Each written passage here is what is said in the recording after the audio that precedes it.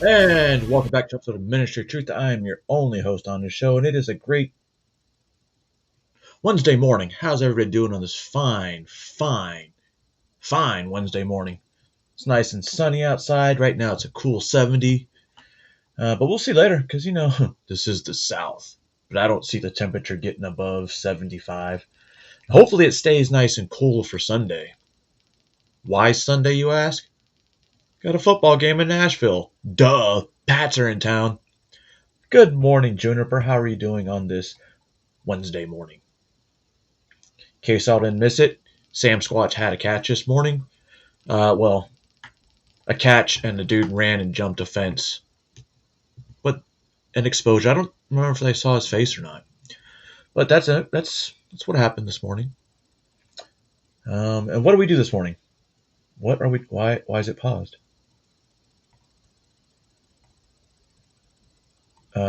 Am I frozen? Trouble. Anyway, ladies and gentlemen, boys and girls, before we get started, I'm obviously going to start off with a song, but what have I got for you today? A little bit of history lesson back to, God's chosen people, as well as some updates, some heads up, some informational things, and then we're going to head to Chicago. Chicago had a fun day yesterday, and a fun week, so we're going to go over that right later on today.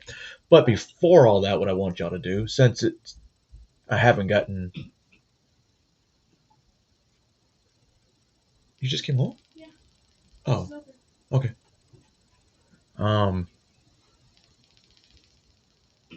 get your coffee. It's not too early for that. I already finished my cup of coffee. I also have an energy drink, and now I have my tea. Mint melody with a little bit of honey. It's good when you talk a lot. That's what I got from good old Charlie. But anyway, go get your coffee. Go get your bagel. It's okay. You can get a bagel if you're not Jewish. I do it all the time. All everything bagel with the salmon spread. And occasionally, if you can find that salmon, like smoked salmon strips on a bagel. Oh. Let's get to the song. I haven't rolled a joint this morning, so it's a double long song. But it's interesting. It's remixes. I want you to tell, see if you can tell which songs they are. So the first one, let's go.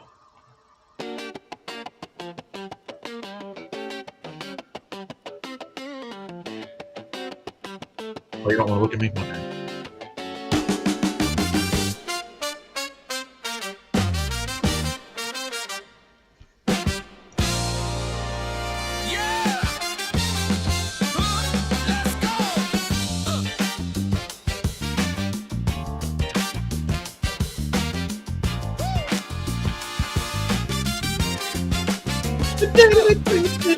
I'm tired of being what you want me to be.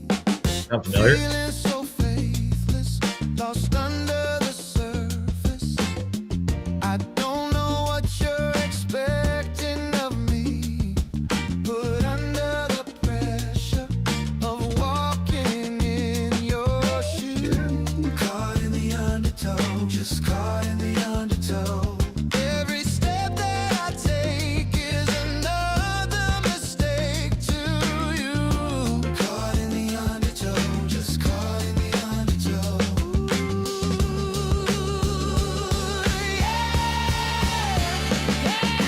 Hello, man with no name.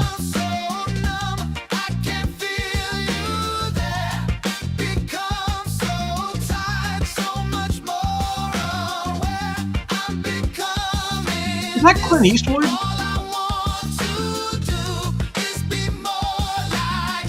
That's from a movie.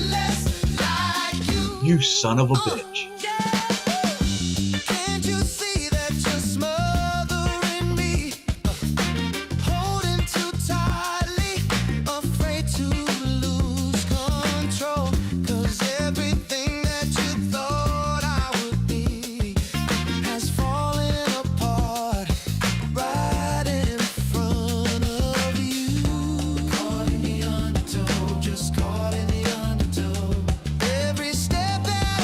All Moving along, moving along.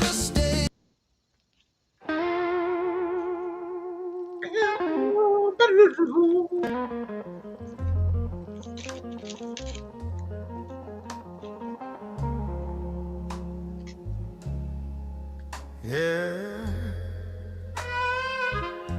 This one right here goes out to the mamas. Just starting off morning with the blues scared everyone off. Fuck me.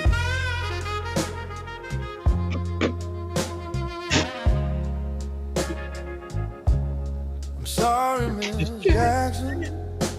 Ooh, I am for real. Never meant to make a daughter cry. I apologize a trillion times. I'm sorry, Miss Jackson. I'm just saying because my numbers are showing zero. I am for real. Never meant to make a daughter cry. I apologize a trillion times. My baby mama don't like me. Yeah. Bringing boys to the studio trying to fight me. She need a piece of that pie. Take a bite now. That's my house. I pull the lights out. I keep listening to that and then I want to keep listening to blues and just completely ignore what I got going This on. motherfucker was talking to me crazy.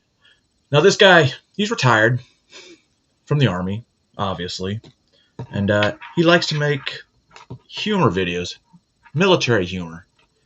And while I came across this one, I thought it was kind of funny because he kind of had one of the same reactions I would have when he came out with the beard information. If I was still in, I'd probably be pissed, but I actually have a religious exemption, so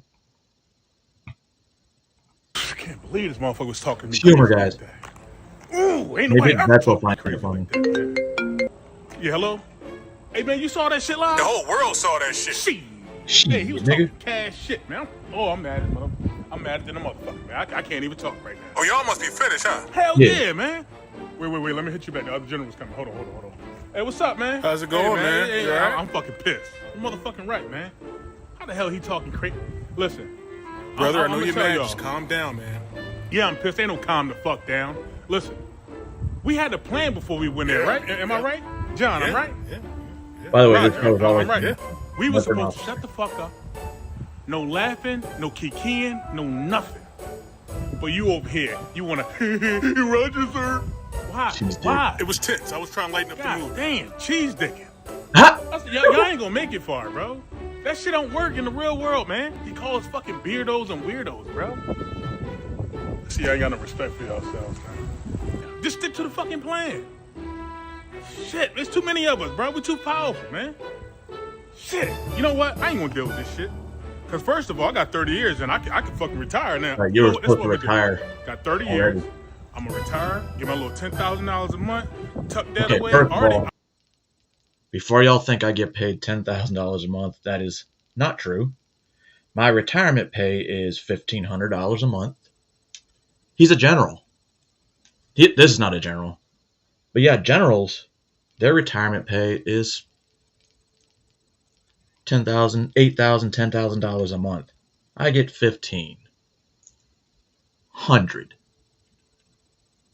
Keep that in mind. I'm already getting 100% disability. I already know that. I'm fucked up. Knees, ankles, toes, all that. Fucked up. Sleep apnea, PTS. Oh, yeah. Sound familiar? I'm D good. About 1,400, 14,000 a month.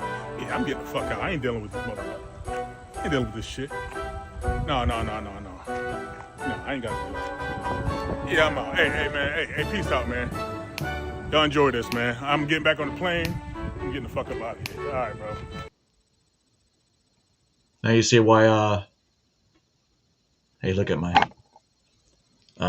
enlisted hate officers and generals. You know, at one point, I used to make fun of my brand new lieutenants like, dude, I get paid way more than you.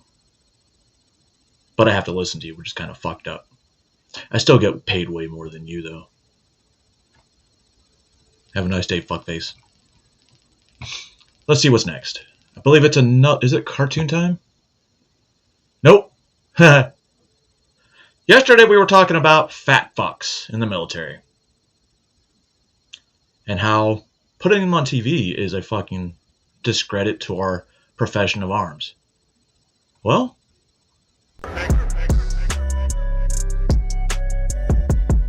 wait.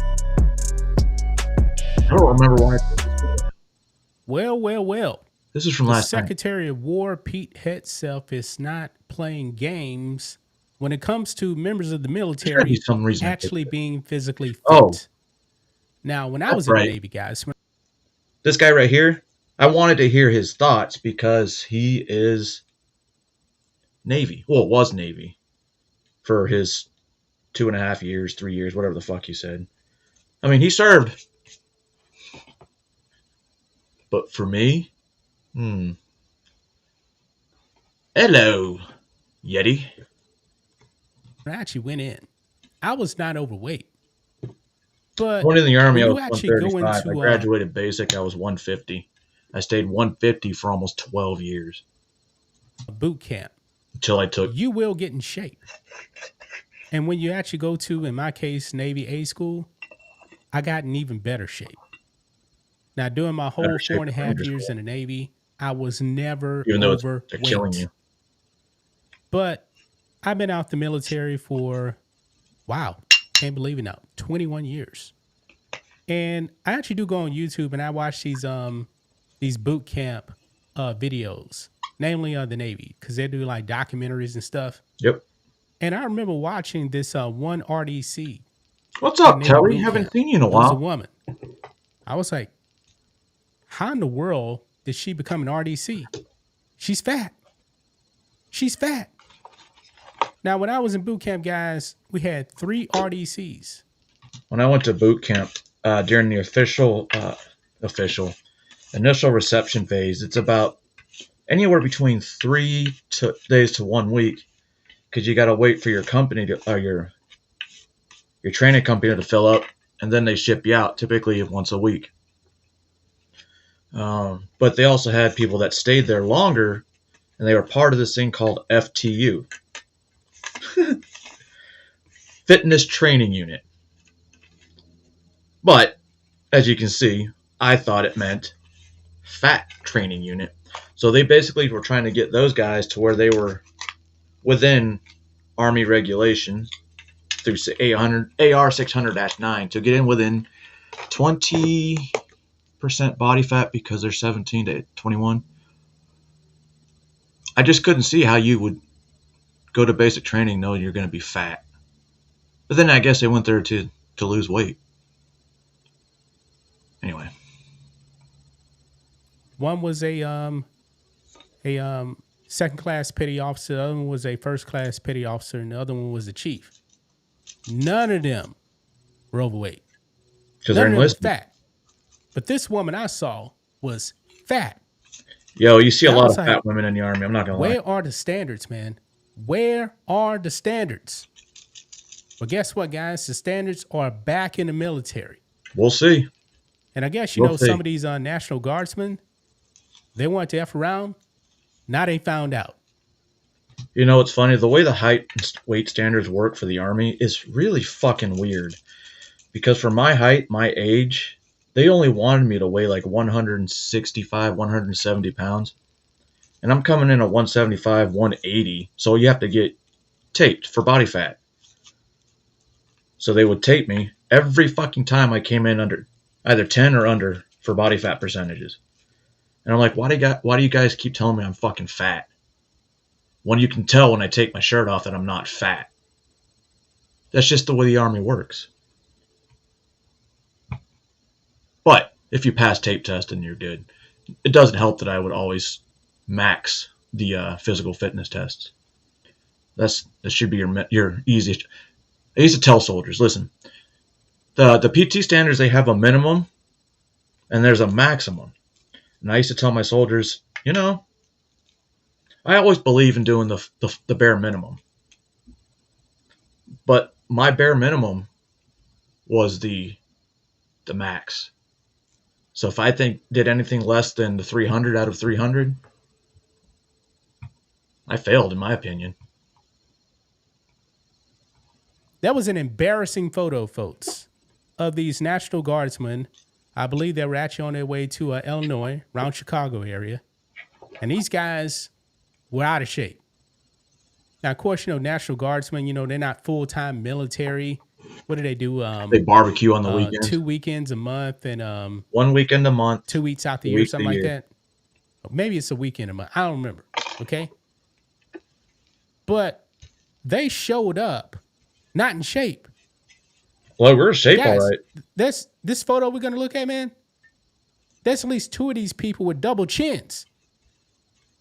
How in the world do you have a double chin and you're supposed to be in the military? What if you're Chinese? Well, guess what? That photo went viral, and guess what they found out? Now, they didn't get kicked out the National Guard. Oh, they will be. But they got sent home. They will be. They are not deployable. Now, in the military, man, you're supposed to do your PT test Twice 2 a year. times a year. I always did my PT test, always passed it.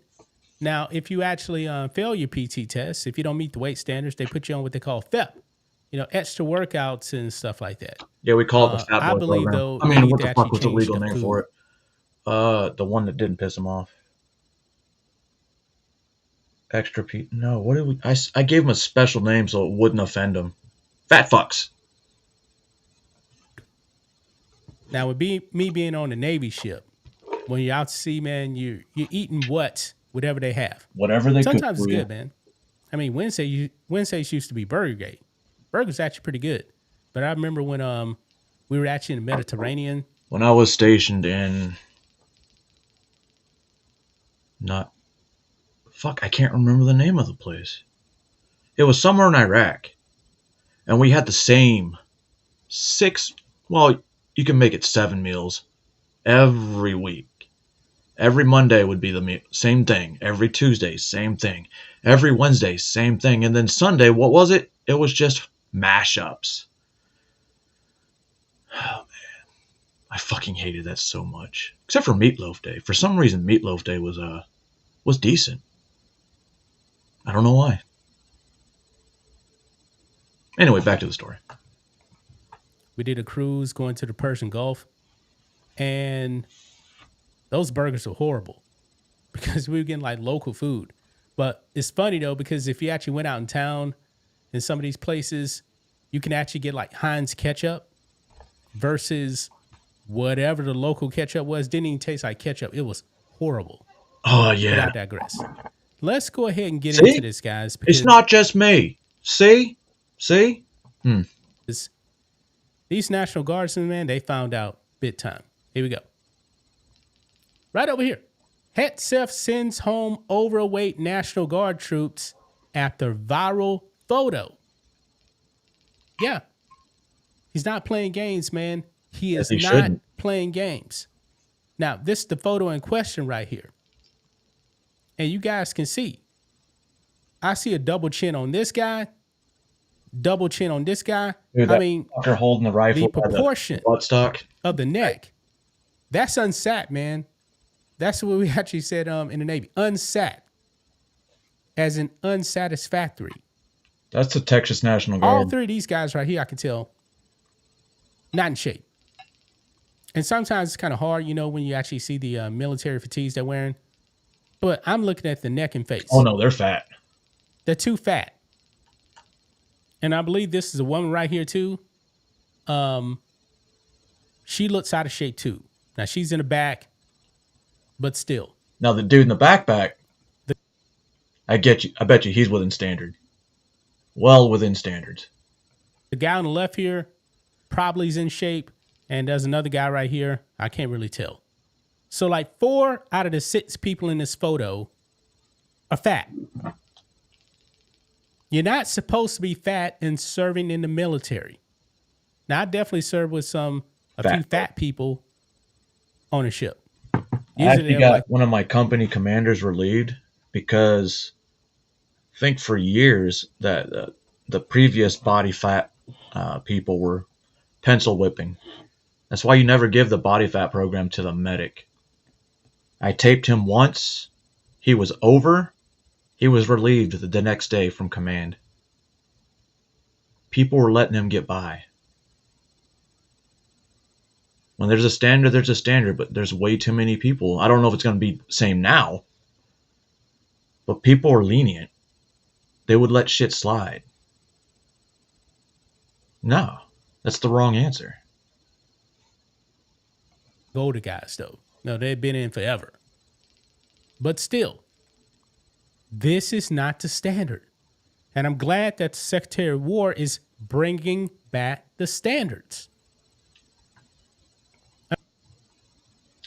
Yo, Gomez, when I took the PT test, I had to do 70 push-ups in my mind within the first 30 to 45 seconds and then continue. The most push-ups I've ever done in 2 minutes on a PT test was 116 in 2 minutes. I mean, this doesn't make any sense, man. Look here. The Secretary of War even posts this. Some Texas National Guard troops replace in Illinois after failing to meet I used to take the standards. PT test and get up after a minute and still max it. National Guard soldiers and airmen are required to meet service-specific height, weight, Why did I and say physical Gomez? fitness standards at all times. Now, When they talk Betty. about height, you know they're really talking about really like your body fat where the percentage. fuck was you my know? mind at? It ain't really your height. So I didn't know why they didn't put height on there. Your weight does matter. Your height and weight does But matter. there's The a difference taller you between are, the more you can weigh. muscle and fat. Now, when it comes to Navy, there is a height standard, by the way, because like David Robinson, who NBA legend, Hall of Famer, he was actually in the Navy, but he couldn't go on the ship. Mm-hmm. Why? He was 7 feet. That's like the Army and tankers. He's too tall, but he was able to serve though. Okay. My dad used to tell me that he couldn't be a MP because he was 1 inch too short. And now that I go back and think about it, he's full of shit. He's an inch shorter than me. I could have become an MP, but I was too smart. And he wasn't even smart enough for that. Yeah. And the Secretary of War puts out right here, says standards are back at the Department of War. This is good. And these National Guardsmen should be sent home. Palms forward or palms backwards? Because I'm a palms forward type of guy. That's even with a fucked up shoulder. I can still beast him. Because like I said, my pain tolerance is a joke. But hands forward or palms back. That's what I always ask people.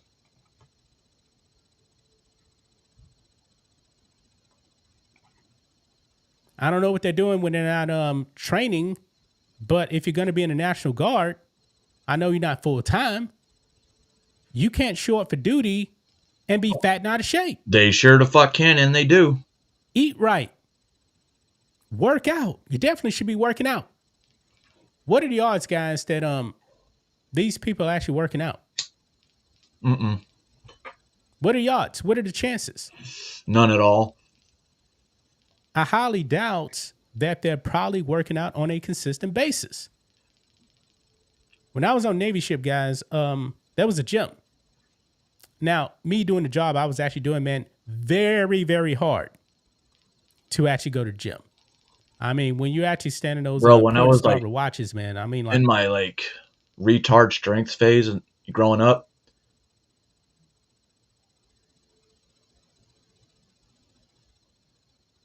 I do both palms forward, palms back, pull-ups and chin-ups. It all depends on how I feel if I'm trying to work out different sizes of arm. But fuck, what was he saying? sits on, sits off. I mean, when you act very, very hard. When I was on Navy ship, guys, there was a gym. Now, me doing the job I was actually doing, man, very. Oh, I was gonna say, when I was in tip-top shape, I mean, I could still run under 13-minute 2 miles, but my fastest ever 2-mile run was ridiculous. It was a 10:42. Most people can't even do a 14-minute 2 miles. And then a week later, I did a 10:45, and then every other time I stayed under 13 minutes, especially the older I got. Very hard to actually go to the gym. I mean, when you actually stand in those important starboard watches, man, I mean, like sits on, sits off. And Oh, see, in your you need the downtime when thing. When I do pull-ups and chin-ups, it's all body weight on the bar. watch, you know, you're trying to eat, you're trying to get some sleep. They may run a drill when you're supposed to be sleeping. Yeah, it's very hard, especially on those 6-month deployments, man. I mean, naturally, yeah, you're not going to be in the best of shape when you're on those deployments, man, because that work schedule is just crazy. You can actually get in good shape. But when you actually get back from deployment, I mean, the ship gets some downtime. Oh, see, people he's go- on a ship. When we get deployed, it's eat, sleep, mission, gym. Eat, sleep, mission, gym. Like clockwork. leave, then they actually give you a chance to actually be in shape, and then you do your PT test. There was always 2 PT tests a year. So I don't know what's going on with the National Guard. I really don't. I Pencil know whip. that the Navy, they slipped too. If they took I mean, an they- actual they would PT actually test, have they might have drag- ambulances on site. Recruiting for Navy ships, and like what? What? That made absolutely no sense. Now we definitely have a weight problem. Now that RFK is in charge of HHS, I believe he needs to take a look at the food the military service members are getting. They don't get it. Processed food needs to be gone. Yes. Needs to be gone. Now I know, like on submarines, I've never been on the sub, but they have to have like canned food on there Yep. because they don't really have the room. Food can spoil. Like I said, when we were in Iraq, the mess halls that we had, they would just be giant boxes of meal preps. So, pretty sure all that shit was processed and very, very unhealthy. Why does that even make sense, though? And they don't have any open flames on a submarine. I was on a destroyer, so it's a bit different. But the food needs to change also. Cut out all the seed oils, cut out all that garbage right there. Okay. Clean up the Don't food. they have the pull-up assist Bring- machine, though? Have you seen those? I'm looking at your message like I'm talking to you. It's my bad. Look at me. My eyes are up here. Don't they have the assisting machines where you basically, it's like you're doing the pull-up, but you have the thing where you can rest your knees and it helps guide you up? Have you seen that? Do they have that machine at your gym, and have you tried it? Standards back in the That's what I used to Secretary make of War, people that he's couldn't do body weights. I would make them get on that. Or if you couldn't do a pull-up and you're in the Army, what I would have them do is I would do body drop weight hangs. Get on the bar, and you got to hold it for 30 seconds. already done that. But now these National Guardsmen, they have embarrassed themselves. And everybody's seen this photo. But that's just my thoughts on this. What do you guys think of this? Yeah, one of the exercises we do every year on, multiple times a year, is called the Murph. To do a traditional Murph, you have to have a plated vest. You have to, run a mile, 200 pull-ups, 200 squats, and then run a mile. I don't remember. It's something like that, but you do it for time. I think my quickest one was 28 minutes. And I know a lot of the SF guys, they do that shit. I'm pretty sure Hegseth does it. It's like, I guess, the equivalent of the 9/11 stairs. Oh, you guys ready for a cartoon? Huh? Edumacational cartoon, guys. Edumacational.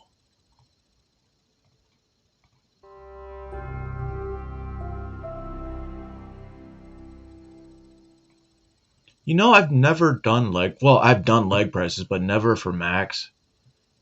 Because I used to always do Sled pulls. Sled pushes and sled pulls. And dude, get me on a sled pushing it or pulling it with 300 plus pounds. I got you. I got you. Maybe that's why I was so good at fucking climbing as well. But yeah, the sled was my friend and it was everyone else's enemy. It was my mid to late 30s. I thought I was fit as a fucking, young in my 20s, younger 20s. But dude, when I got, older and more, I don't know. I was a beast. I mean, I could still beast right now, but nowhere near what I could do 6-7 years ago. I mean, give me a year, I probably could. I just got to get in the flow. I'm in my prime.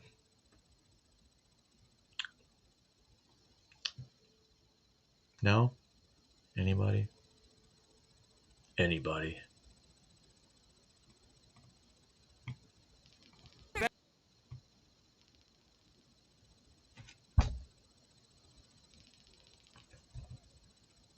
I'm not even going to think about yeah. Well, like if you fucked up, they could literally give you Saturday school or Wednesday school.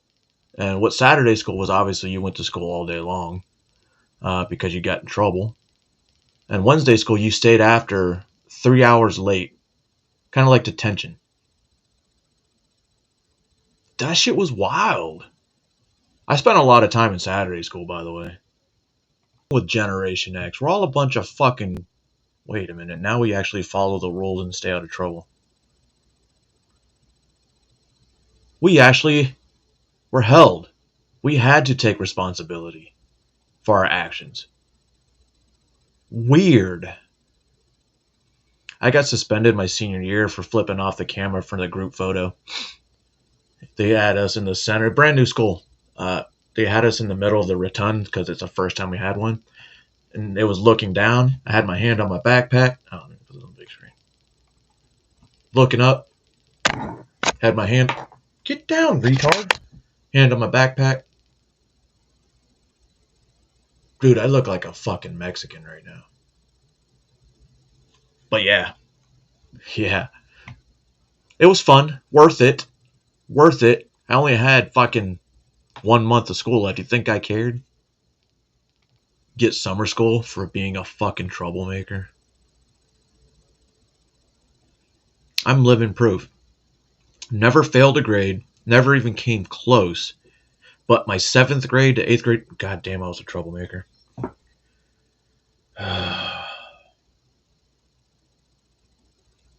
That's also where I got sent to the fucking alternative school. God damn, I was a troublemaker. Holy shit. All right, let's move off troublemaker stuff. Jobs, because that's what they do. It's all politics. Once they get that star, they're all politicians anyway. So they work on getting these military-industrial complex jobs where they get paid hundreds of millions of dollars. You're trying to find these politicians that aren't pro-war, because in reality, if they tell you they're pro-war, they're full of shit.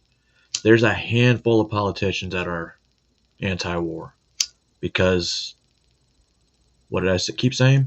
There is no profit in peace. So why would they want peace? Just look at Chicago. They don't want peace.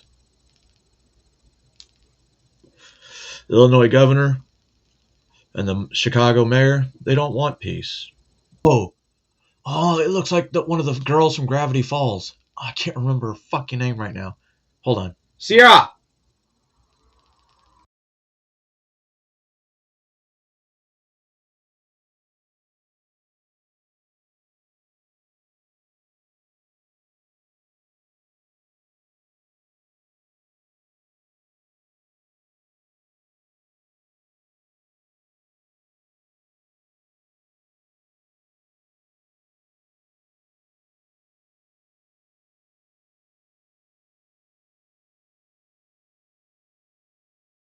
I had to get my Gravity Falls expert.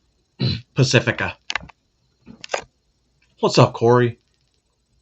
could be spending so much more money on America instead of giving into these foreign wars. That's what this is talking about. The military industrial complex, or is there a new name for it? Military industrial. I forgot what Vivek called it. But yeah, this is what this is about. You don't see it. This is where your money goes.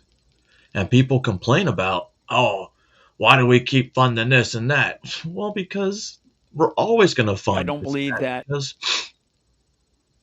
that's what gets paid. So I am real curious because I know this guy. Damn. All right. Moving on. We're going to talk to Mr. General. No, we're not. In its early years, We are going to talk about an organization, however, that has been around for almost 70 years. And we're going to listen to a little conversation, a little history of one of the most prolific intel agencies out there in the entire world. Well, the inside of this world, because I don't know what's really on the outside of the ice walls. But anyway, let's continue. So, yeah, I guess broad question, like what has been your experience while at the agency, talking to other case officers, working with the Israelis? Yeah, What well, this sativa stands out? fucking kicked in. My experience is universally negative. Universally negative. I've never had a positive encounter with Mossad. I have never met a CIA officer who has had a positive encounter with Mossad. Really? Because the Mossad doesn't give two shits what you think or what you are trying to focus on in your job. They care only about Israel. born in 1949, in the shadow of Israel's bloody war for independence, the Mossad was built to ensure the young nation's survival at any cost. From hunting Nazis like Adolf Eichmann to Operation Wrath of God, a relentless campaign of revenge, to the daring raid at Entebbe, the Mossad forged a reputation as the world's most feared intelligence agency. But survival has a price, because behind the heroics is another story, one of espionage against its closest ally, What's up, fool? stolen secrets, bloody cover-ups, and even questions about America's. All right, listen. This is the history I like to watch because it's what you should know. It's what you should know. And I'm pretty sure. Hold on.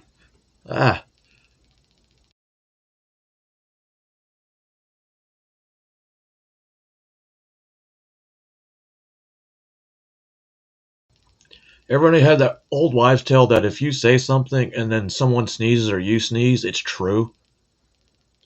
Just had that moment. Oh, fuck. So this is something you should know, like I always tell you. That's wild. Darkest day. So how far will the Mossad go to protect Israel, even if it meant betraying America? What secrets has our ally taken from us, and why does Washington look the other way? And when whispers tie the Mossad to 9/11, do we dare ask if they're true? Yes. This is the story of the Mossad, friend or foe. Hello, I'm Mike Joberg, Marine Corps veteran and filmmaker, and we will try to answer these questions on today's episode of Forgotten History.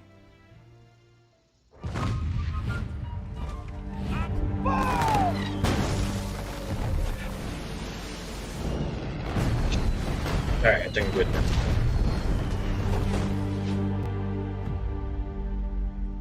That was wild.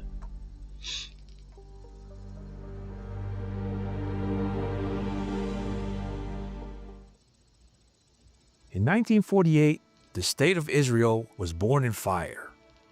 Within hours of declaring independence, the armies of Egypt, Jordan, Syria, Lebanon, and Iraq descended on the tiny new nation. For Israel's 600,000 Jews, survival was far from guaranteed. 6,000 lives were lost, 1% of the population, but against all odds, Israel endured. And in that crucible of war, You you think Israel was actually started with, dare I say it, 6 million Jews? Huh? Think about it. came a lesson carved into the national Cool. psyche. Send me a link and Israel I'll could check not them out. survive without intelligence. I always Even like to before find new channels. independence, Jewish underground groups had built secret networks. The Haganah, Irgun, and the Stern Gang Bro, all ran their Hey, own spot. I know you don't like him, Yeti, but I stopped watching fucking Officer Tatum because he's such a pro-Israeli cuck.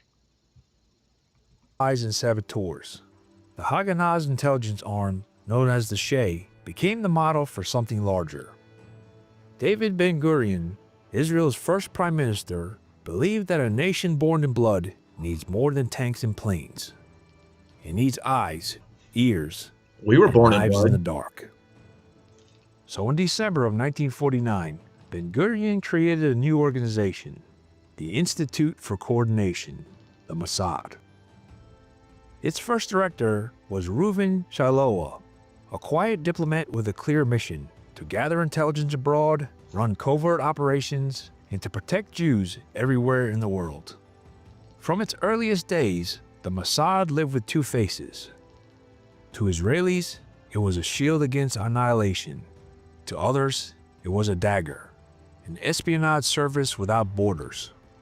And that dual identity would make Israel legendary and leave America wondering whether it was an ally or a target. In its early years, the Mossad won admiration even from its enemies. Its most famous triumph came in 1960 when it tracked down Adolf Eichmann, one of the architects of the Holocaust, hiding in Buenos Aires under a false name. They snatched him off the street, smuggled him to Israel, and put him on trial. Survivors of the camps watched as justice was served. Eichmann was convicted of crimes against humanity, war crimes, and crimes against the Jewish people. And in June of 1962, he was hanged, the only civilian Bro, I execution don't know if ever I'm high carried. or not, but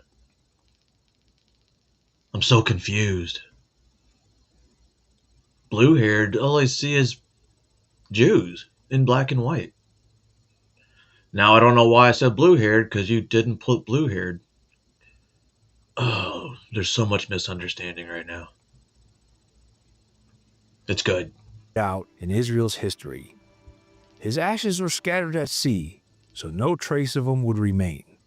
With that, the Mossad's legend By was the way, they born. found him in Argentina. For the rest of the 1960s, Israel was not just fighting wars, it was quietly building the ultimate weapon, the atom bomb.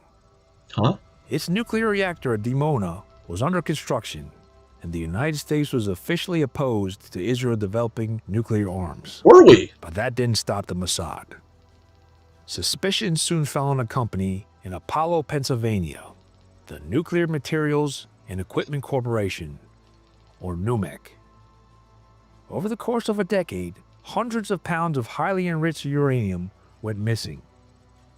U.S. intelligence officials believed that it had been smuggled to Israel okay, to yeah, fuel I its got you. secret weapons program. That makes sense To now. this day, the case has never been solved, but the rumors remain. America's nuclear stockpile was raided not by Moscow, but by its closest ally. I remember I kept playing him even though you said that, and I was like, man, fuck you. And then he started getting too pro-Israel for my liking. Way too pro. Then came 1967. Like almost he's In the paid middle of to the say it, Six-Day bro. War, the USS Liberty, a U.S. Navy intelligence ship, was stationed in international waters off the coast of Sinai. You guys remember this? Survivors recall Israeli jets flying over the ship the day before, close enough that the pilots waved from the cockpits. A massive American flag was flying from her mast. To the men aboard, there was no question their identity Now was that you clear. say it, yeah. But the next She day, fucking does. that same ship came under fire. Israeli jets strafed the deck with rockets and napalm. Torpedo boats closed in, blasting holes in the hull.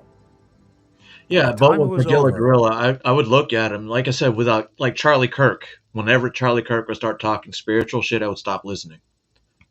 But for this guy, like, he was making good points. And then he slowly, like I said, started drifting, drifting into pro Israel territory. And I'm like, dude, no. You're propagandizing for Israel. Almost like you're getting paid. Just like 400 and something of our politicians. 34 Americans were dead and 171 were wounded.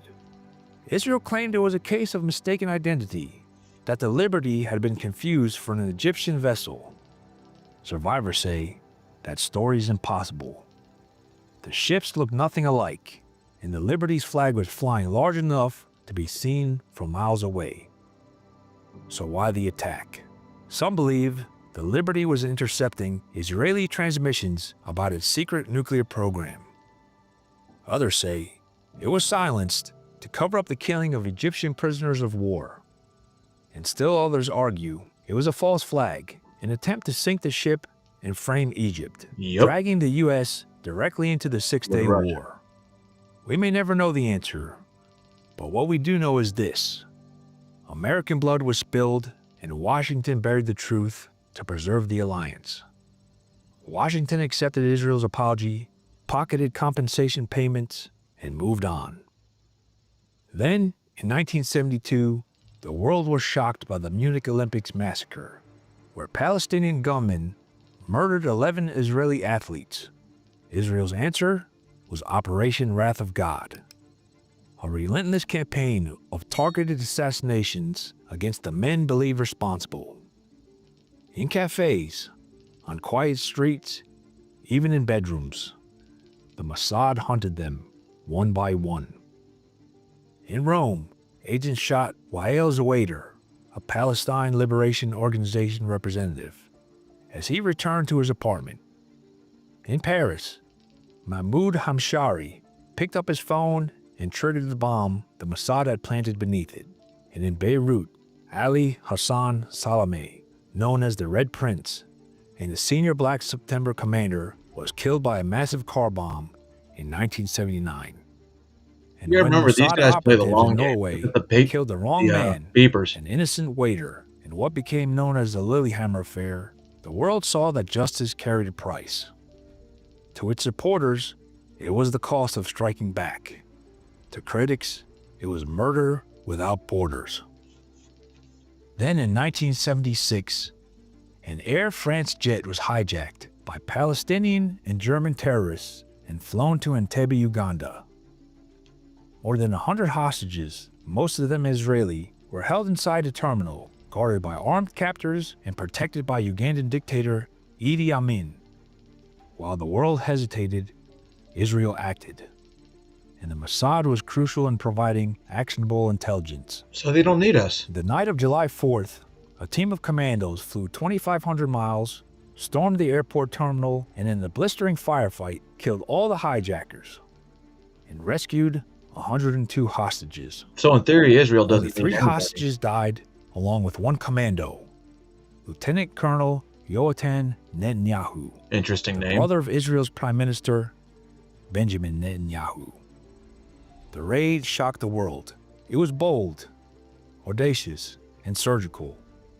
A rescue mission studied in military academies to this very day. By the 1980s, Israel had survived multiple wars. It had nuclear weapons in the shadows, advanced jet fighters, and a reputation for daring covert strikes. But its appetite for secrets hadn't slowed. In 1985, America learned that its friendliest of allies could also be its most relentless spy. Jonathan Pollard was a U.S. Navy intelligence analyst. His job gave him access to America's most guarded information, classified reports on Soviet weaponry, Arab military forces, and U.S. collection methods. Pollard sold that information to Israel. Not a handful of documents, suitcases full. The CIA later called it one of the most damaging breaches in U.S. history. Caught in the act, Pollard pled guilty in 1987 and was sentenced to life in prison. Was it espionage? Israel at first denied involvement, but eventually admitted it, that he had been working for them and even granted him citizenship while he was behind bars. Oh. For decades, Israeli politicians pressed Washington for his release. And after serving 30 years, Pollard was paroled in 2015 under strict conditions. 5 years later, once his parole ended, he moved to Israel legally, where he was welcomed, not as a criminal, but as a national hero. But Pollard was only the beginning. It was too Through fags. the 1980s and 90s, U.S. counterintelligence repeatedly caught Israel stealing American technology, missile telemetry, F-16 blueprints, reconnaissance satellite designs, even the secrets of advanced tank cannons. A 1998 report by security scholar Duncan Clark concluded that Israel was one of the most aggressive, friendly spies the United Yet we States had ever still faced. support them. And the espionage also touched America's wallets.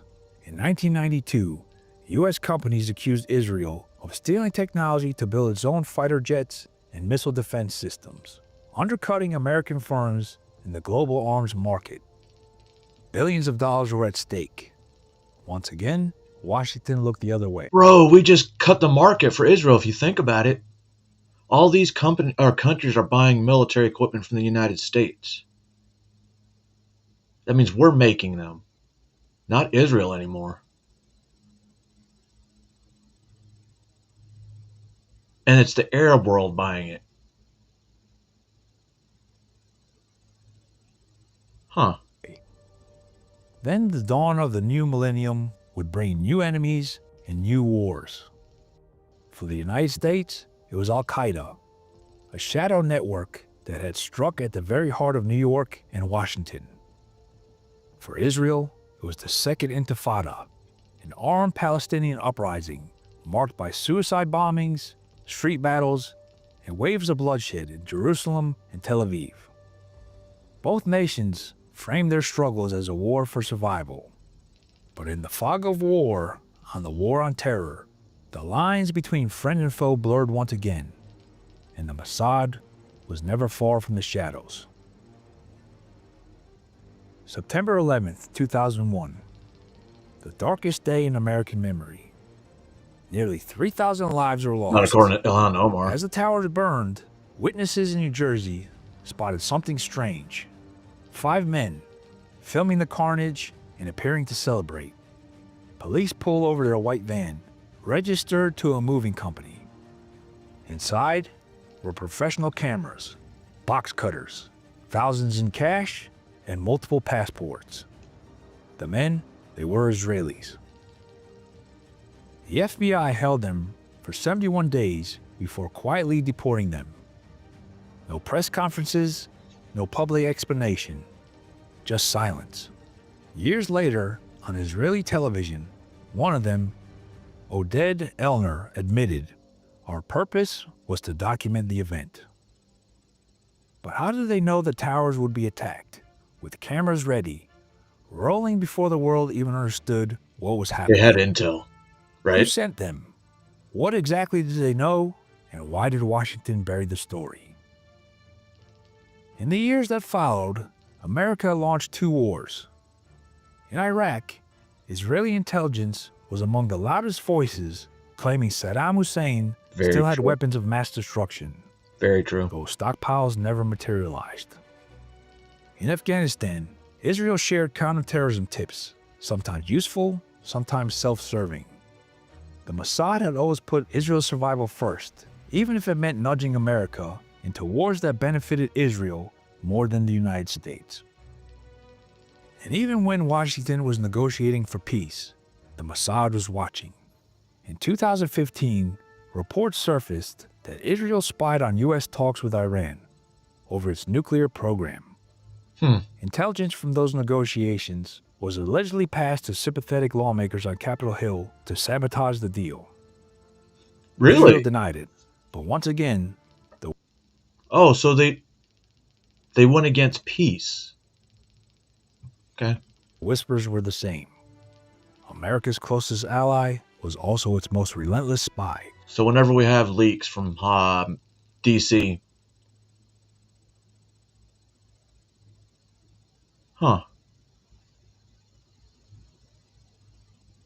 could just be thinking, outside the box a little too much.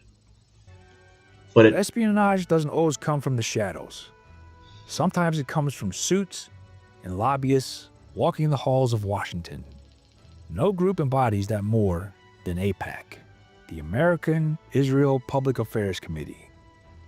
Officially, it calls itself a domestic lobbying organization.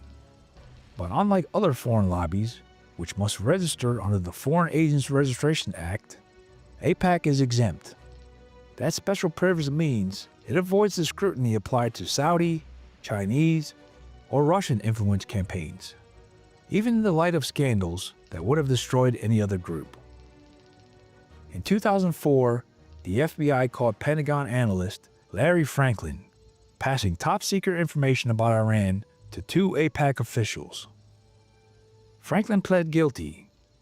The officials were indicted for conspiring to receive national defense information, but after years of legal wrangling, the charges were dropped. yeah, AIPAC walked free, and the line between lobbying and espionage blurred into nothing. But betrayal wouldn't stop in the boardroom or the back room. In the digital age, it would come straight into our phones. The 21st century changed the battlefield. Wars were no longer fought just with tanks. Israel will do anything to win.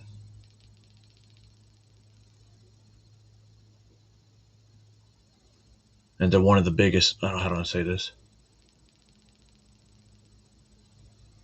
spies in the world, right? For Israel, obviously. George Soros will do anything to win, to include kill his own people. You think they still work together? He's just like behind the scenes, because there's a financier. And all these Antifa guys, they're financed some way, through someone, through something. And jets, but with malware, spyware, and information itself. And once again, the Mossad was in the thick of it. In 2010, the world discovered a computer virus like no other, Stuxnet. It crippled Iran's nuclear centrifuges with surgical precision. Many believed it was a joint U.S.-Israeli operation, with the Mossad providing the target lists. It was proof that Israel's spies had evolved from assassins and saboteurs into cyber warriors. I don't remember this. But cyber weapons are a double-edged sword.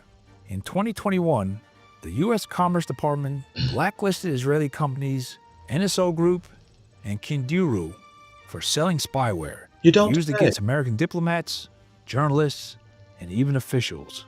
Their most infamous creation, Pegasus, could turn any smartphone into a pocket spy, listening through the microphone and pulling every message and file without the user ever knowing.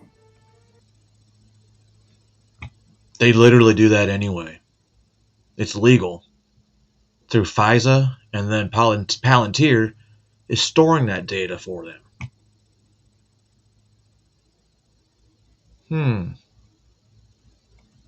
Sold under the banner of counterterrorism, Pegasus was found in the hands of authoritarian regimes and turned against America's own.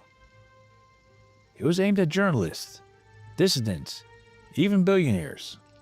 Investigators found that associates of Saudi journalist Jamal Khashoggi were hacked with Pegasus in the months before his brutal murder inside the Saudi consulate. His friends' phones became open windows, feeding everything they said and wrote to hostile governments. To many, it looked like spyware had become a death warrant. Even Jeff Bezos, one of the richest men in the world, wasn't safe. After a message from Saudi Crown Prince Mohammed bin Salman landed on his WhatsApp, forensic analysts believe Pegasus was used to break into Bezos' phone. His private data was stolen. So if the owner of Amazon can be hacked with a text, what chance does anyone else have? Once again, Washington drew a line with China, Russia, and Iran. But when the spyware came from Israel, the response was quieter.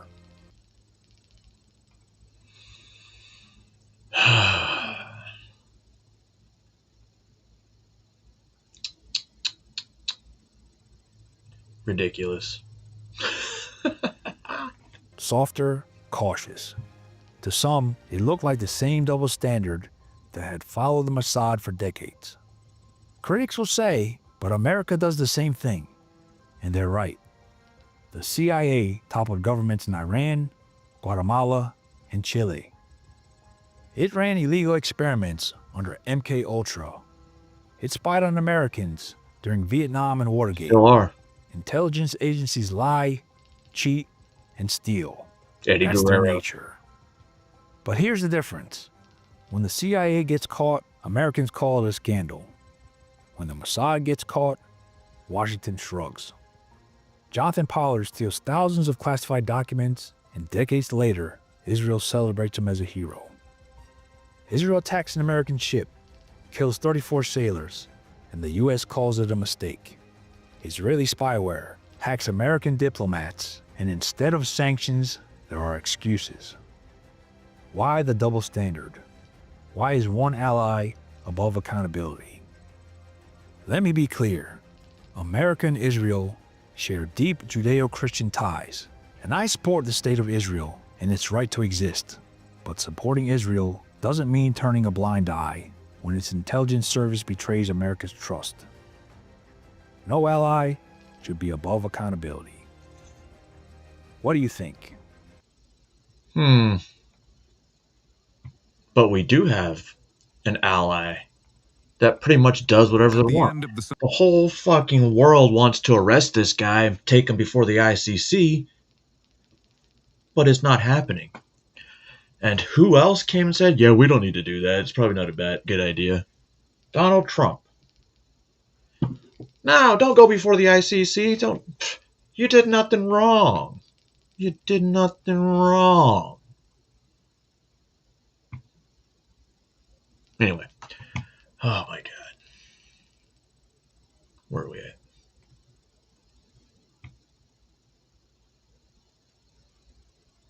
Yeah, we'll watch this one. Hodge twins for you. And they're watching a video of a body cam. And there's got to be a reason I picked this one.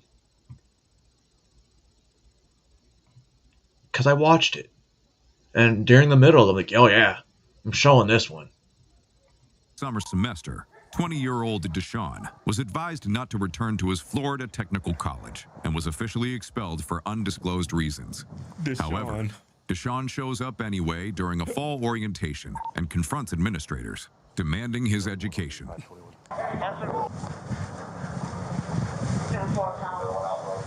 Now you can hear him. Yeah.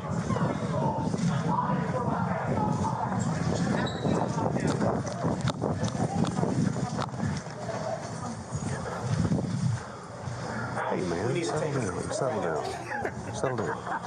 You see the vibe? Hey man, settle down. Yeah. It's a weird place to put your hand. Come on outside. Go right now. I need you to come outside. I need you to come outside. Okay, let's go. You can't act like that here, man. Act like what? Zippity doodah. What'd you do your hand? Zippity a. It doesn't matter. That does. It doesn't matter. What are you Okay. upset about? Relax, I can't go to bro. school because it's. I can't come here because it's. Get him. Get him. Oh, that's it. You mother. Come on, man. Come on, man. Settle down, bro. Relax, bro. Come on, man. Hey, Let go of me. settle down. Let go of me. Relax. Let go of me. Relax. Why should I? Let go. Look, dude. Let go. Stop. Stop. Let go of me. Let go. No. Dude, just throw his ass to the ground already. I wish every black person was this serious about their education.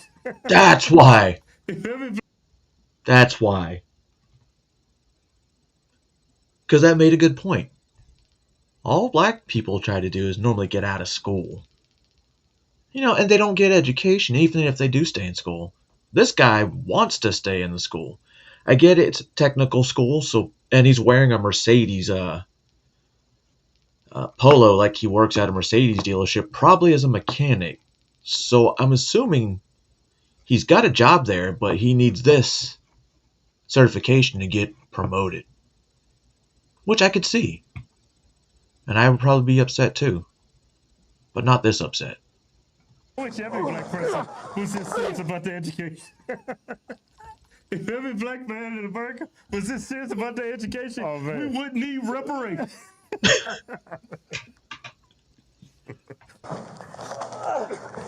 Oh, detail crew. Okay, okay. Stop. Stop. Stop. Let go. Stop. Stop. Stop. Oh, you seen this one? The actual video? Stop. This cup is so cold. Stop, please. Come on, stop. Come on, man. You the cop is cussing you out. Yeah, you can't be acting like this. Should be rubbing the back of his neck, make him feel better. Whisper sweet nothings in his ears. 44X. Yeah. Okay. I give up. He gives up? Nope. What did he say? I give up. I give up. Stay right here. Yeah, I mean, I still think he needs that school to become a better mechanic. He's probably tired of changing oil. Here.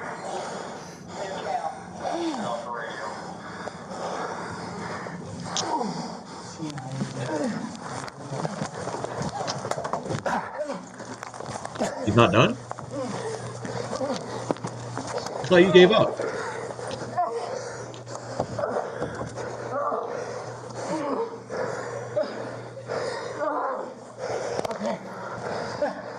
Put your hands behind your back. Put your hands behind your back. At least he didn't tase him.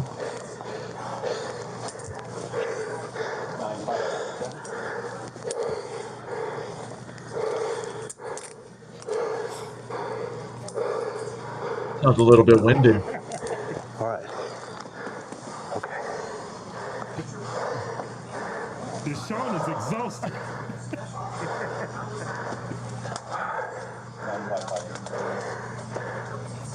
Bunch of white people standing around a black guy on the ground in handcuffs. There's walkie-talkies everywhere. Holy shit. Hold on here, mister.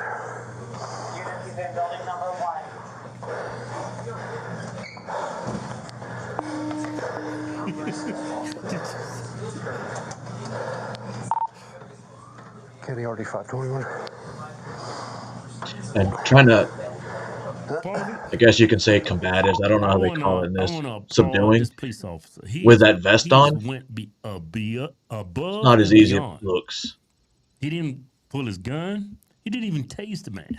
Yeah, train for your in-demand career. Since 1933, OTC has continued to grow and evolve, always focused on improving students' lives and positively impacting workforce needs here in Central Florida. Trade school. Throughout our 5 technical college campuses, you can learn the industry skills needed to start an in-demand career.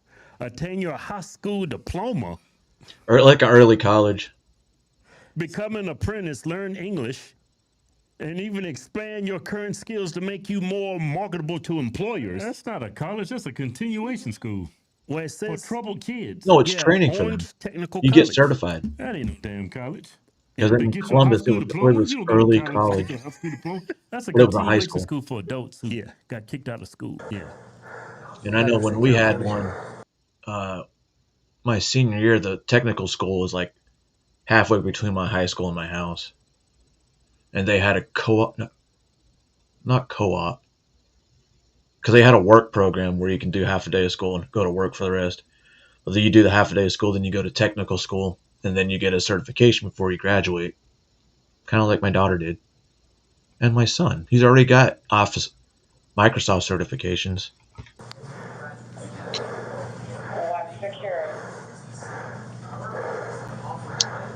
Well, he wants to get his life together, and they kicking him out. I understand this cop's demeanor now. Yeah. He realized this is a continuation school for troubled kids. Yeah. Why'd you do that, man? I needed to go to Understand you're school. upset, man. I needed to go to school. You guys Sit down. stopped me from my education. You guys are literally stopping me from my education. Maybe that's why they didn't let you back in the school, bro. You The stop way he talks, it doesn't sound ghetto. The way he talks, his diction, it sounds very good. He doesn't sound like some moron. He's got mental problems. Yeah. your education. Bipolar. You stop you. Not them. It's you. How? Look at you, man. You think this is the way to conduct business on school grounds? You know what? He wears shorts, so he might really be in the Oh, detail you're absolutely department, not Yeti. trespassing. You're going to jail. What? You're going to jail, bro. You don't fight the cops. What's wrong with you? Sir, no, please. I didn't fight you.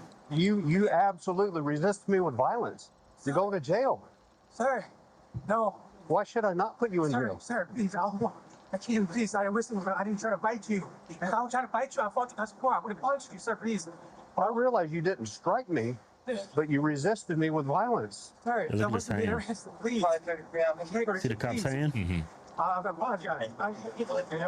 Why did you do that? Apparently you weren't. I know you already knew. Apparently you weren't supposed to come back. I wasn't supposed to come back. So I wasn't supposed to come back. Okay. So wait, he didn't know? He's a manic depressant. What are you, Dr. Hodge now? No, Yeah, yeah. This is how he talks. He sounds like a very educated young man. Shut up.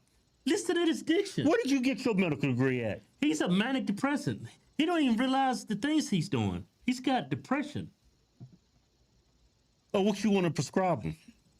Oh, there's some Prozac, something. Shut up. Something for your hand. Nah, I'm okay right now. Everything I got's broken. Poop. Let me see if this Cooler, works. but Hang on. yes. No, that doesn't work. Thanks. This He cop is did just not too strike me. chill. I'm not going to charge him with battery LEO. He did not hit me, but he did resist me, so I'm going to charge him for resisting. Without violence? Bro, I'm not mad at you. This is what we do, okay? All I'm asking is that you listen to me, okay? I understand you did not physically strike me, and I know you could have, but you didn't. You didn't even try. So I'm not going to charge you with battery on law enforcement Why are you officer. doing this to me? You're looking at it all wrong, brother. Manic. I'm not doing anything to you. You've created this whole thing. I know you're pissed. All you had to do was leave. That's all. Nobody was forcing you to do anything other than asking you to leave. Sir, I don't want to go to jail. Bro, I wouldn't want to go to jail either, but I don't act that way. Sir, I'll walk away from it. I don't want to go to jail. You've pushed it past that, okay? I didn't hear you. I'm going to jail again? Again. You heard what he said? I'm going to jail again? Yeah, his biggest problem, Keith, his biggest obstacle is his brain. It's his mind. He's fighting himself. He's a manic depressant. Well, you said he was intelligent a few minutes ago. No, the way he sounds like a very intelligent man. He's just battling some demons inside of his brain. Shut up. You've absolutely got anger issues that you need to deal with. This guy. Please, I'm not doing anything. You're the one that caused this, not me. Imagine if you punched him in the face. Who? That black guy. He'd go berserk on you. But the thing, he's not violent. He hasn't thrown any punches, though. You understand what I'm saying? Do you understand what I'm saying? You're not hearing me. You don't want to listen to anything that I'm saying. Okay, so you're acknowledging me. You understand what I'm telling you. I'm not here to be an asshole. Is that a felony? What's that? Is that a felony? Resisting with? Yeah. Sir, I can't get no felony charges no more. No more. He said, I can't get no felony charges no more. Hmm. What do you mean you can't? Yeah, you can. You keep acting like that. You resisted me with violence, man. Have a seat. Run. Let's put him in a car. He said, I need to run. Yeah, I'm going to jail. Yeah. You could have easily just left the building when they asked you to. Oh. Please, no jail. Oh, is he trying to koala? Just Sir, what is the charge? Is that felony? it's What do you got back there? resisting an Is it officer felony? with violence. Yes. Sir, no, please. Yes, it's a felony. Please, no, sir, no more. Oh, I just got shit. off probation. You're going back on, I guess. You're the one that caused this, okay? Okay, no, okay, let's go. Let's go. I'll definitely check that shit out. Just that first couple seconds. Let's go. Okay. All right, stand up. Stand up. Stand up. Turn around. Okay. You're not going to kick at my deputy. No, I'm not going to kick at you. We're good. All right. Can I get some water, please? Can I get some water? Get in the truck. That is nuts. You understand what I'm saying, though? His diction, the way he, I just the did. way he talks. Well, his diction, yeah, he doesn't sound like a Just gotta girl, hold it up. but yeah, he behaves like one. Yeah, but I think it's all because he's a manic depressant. He's got some kind of anger issues. No, that dude is severely depressed. That's what his problem is. Yeah. Yeah. Well, something's wrong with him. That was insane. There's other schools out there. Nah, he wants to go to Orange Technical College. I feel bad for him, man. All right, enough of that. So let's go on to Chicago. Oops. Where in Chicago?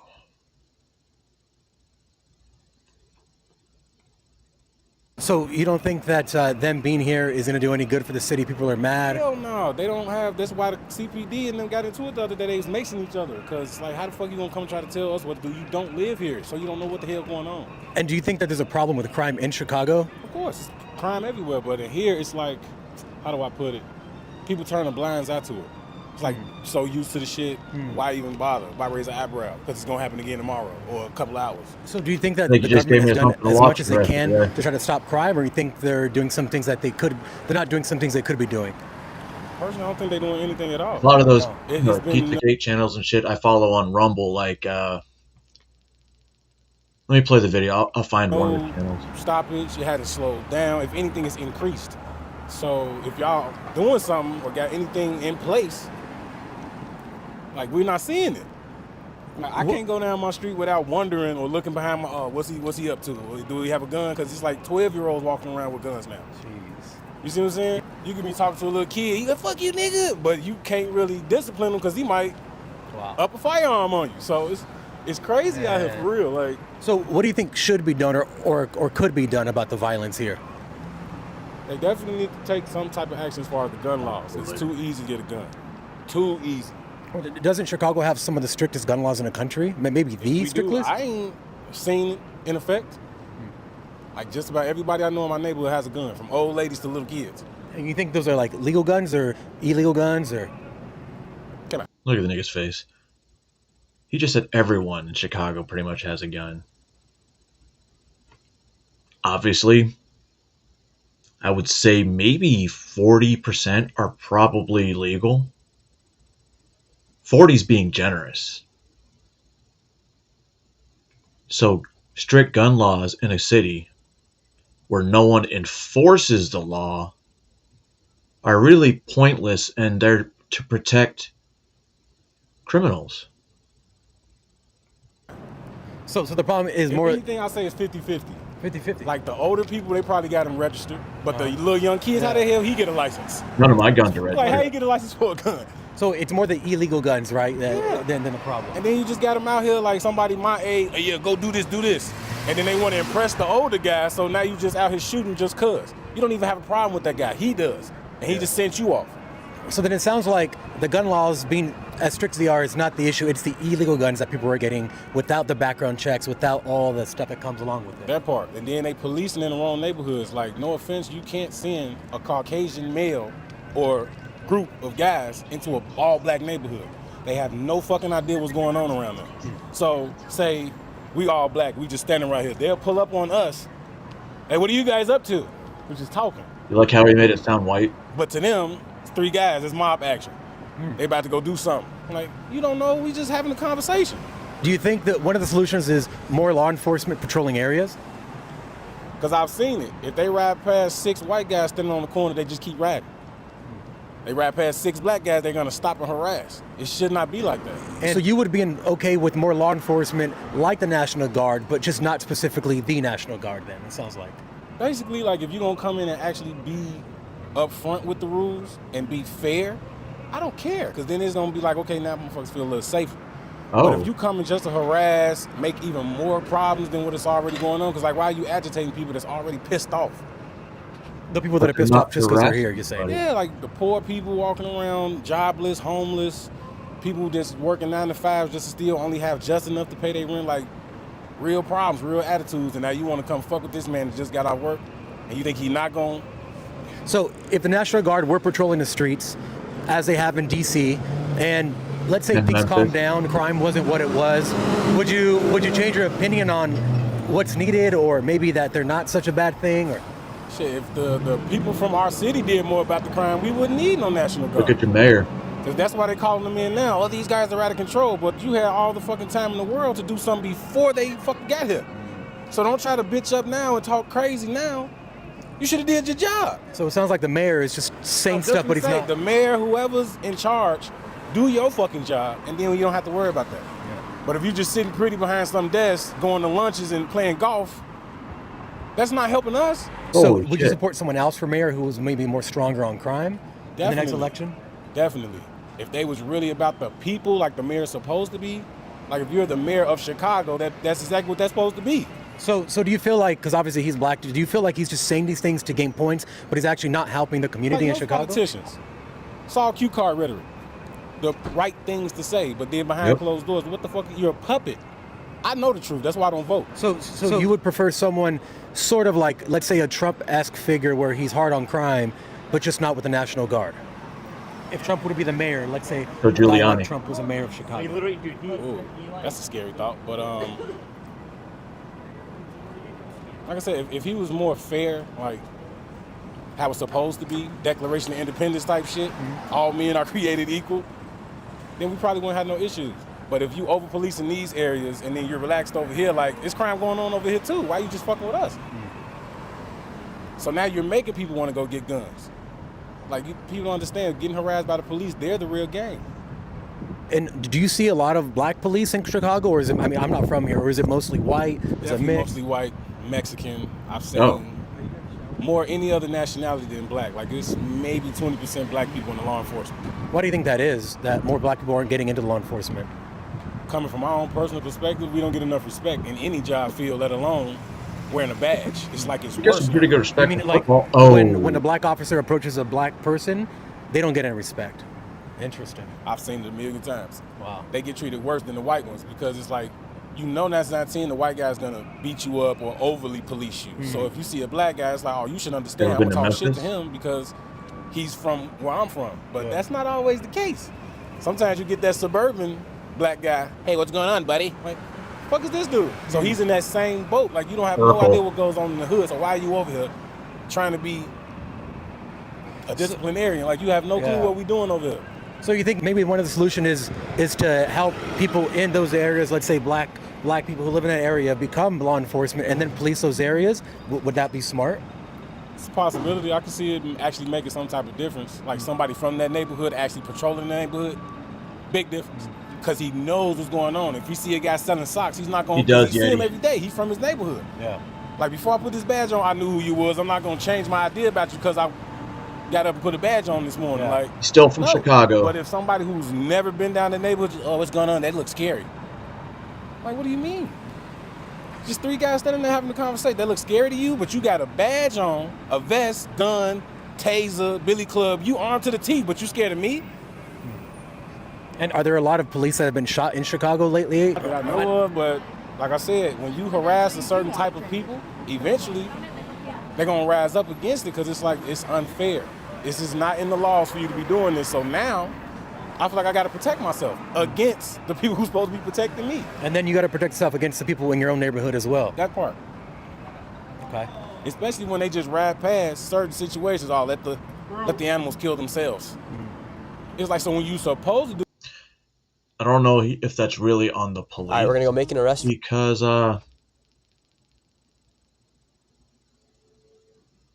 obviously they're not gonna arrest for more or they're gonna fuck. How do I say this?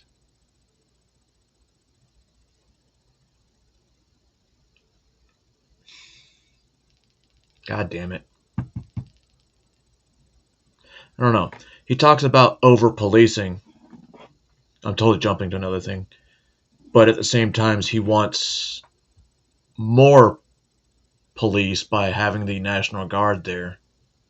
But he doesn't want the National Guard there because they're going to make people scared. And black people are scared of police because they... Look, Nick Shirley. Because they're cops and systemically racism. But, you know, we need more accountability for white police officers and the Mexicans and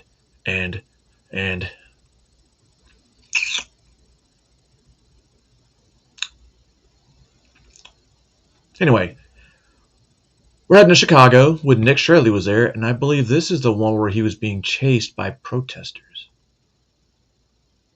He doesn't do his shit live. I've noticed that because you see other guys doing their shit live, and then you see Nick Shirley there, and he's walking around with his the little handheld thing. Right now, they have a guy right here. Here we go. Very passionate about this cause that you guys are out here fighting for. What's your message to the Cook County police officers here today?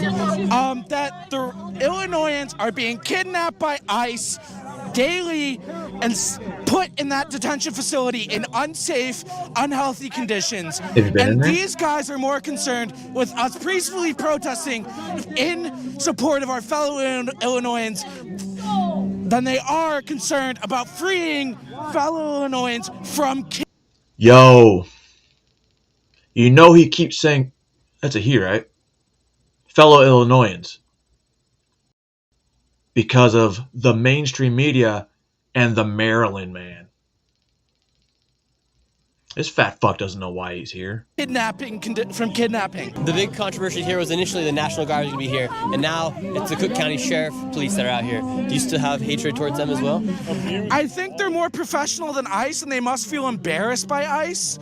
But if they're standing against us and not against ICE, then they're not with us, and I don't support them. Some people are comparing ICE and the feds, and now they're calling Cook County as well, the Sheriff Police. They're referring to them as the Gestapo. Do you think that's a fair? I think that's absolutely a fair comparison because what did the Gestapo do that was so terrible? They hauled people off without due process. What is ICE doing? That exact same thing. You could make an argument that the more local law enforcement is not that, and sure, even if they're not taking part in the actual hauling off of people, they're actively facilitating the taking of people that have been kidnapped and moving them somewhere else. So they're participating, even if they're not officially part of ICE, they are participating in that process of disappearing people. So I'd say that a comparison of them to the Gestapo is perfectly valid at this point. Yes. What did you think when Kristi Noem came here? I think it was just a photo op for Ice Barbie, and I don't. If she had to go to the bathroom, she could have gone to the detention center. Or the facility's so bad there that Ice Barbie can't go there. I don't know. Who's the Ice Barbie? Kristi Noem, the dog killer.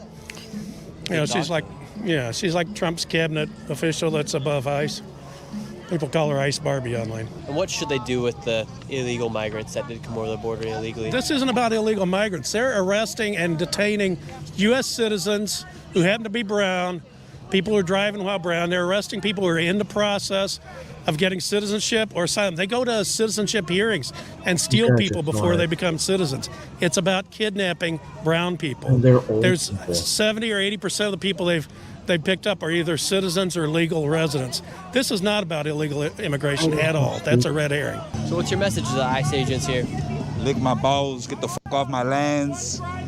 Think about what the fuck you're doing. This is colonization in real time. You're seeing colonization in real time. They're colonizing Gaza. They're colonizing here, Chicago. It's just a continuation of colonization. At the end of the day, that's all it is. Who do you think this land belongs to?